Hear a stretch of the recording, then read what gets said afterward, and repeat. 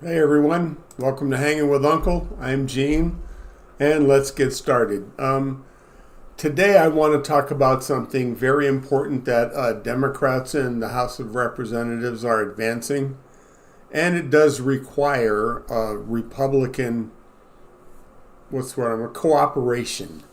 And it involves the reopening of the new January 6th Select Committee, but not for the old reasons to relitigate or rehash the things we already know that the first committee put out, but an updated version. Because remember, on Cadet Bones' first day in office, he pardoned all the January 6 rioters.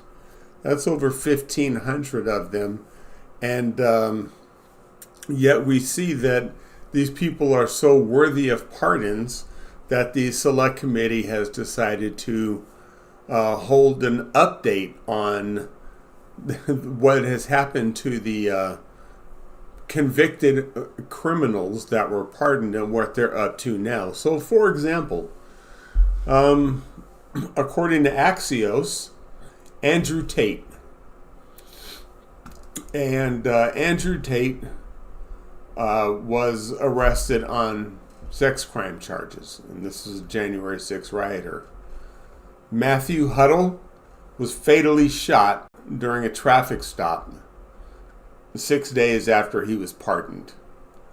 Let's see. Emily Hernandez was sentenced to 10 years for DUI that killed a woman.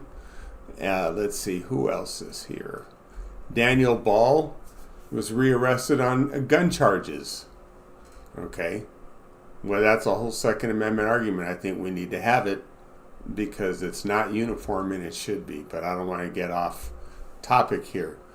Theodore Middendorf was charged for predatory sexual assault of a child. We all know GOP stands for Guardians of Pedophiles, and these are the people that were pardoned and what they're doing when they're now released. Peter Schwartz, who had 38 prior convictions going back to 1991. Let's see. Include assault with a deadly weapon. Was one of the highest defendants and one of the most notorious defendants pardoned by Trump. So these are just a handful of people as to what's going on as far as why the new January 6th committee is being convened. And these are not the most upstanding citizens. You can't say that one side of the aisle is to blame for another, because when it comes to law enforcement, when you're called out there, there's no political discussion what's going on. Again, I'm retired from working the city of Compton as a police officer.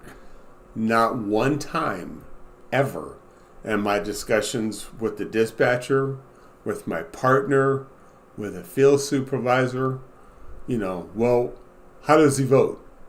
It was never that kind of focus, and that's why it's a non-political job.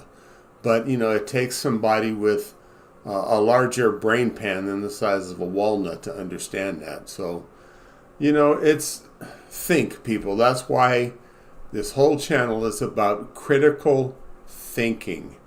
Look at the facts, not your team. And when I say your team, I mean Democrat or Republican. Look at the facts, make your decision based on the issues, not a political party.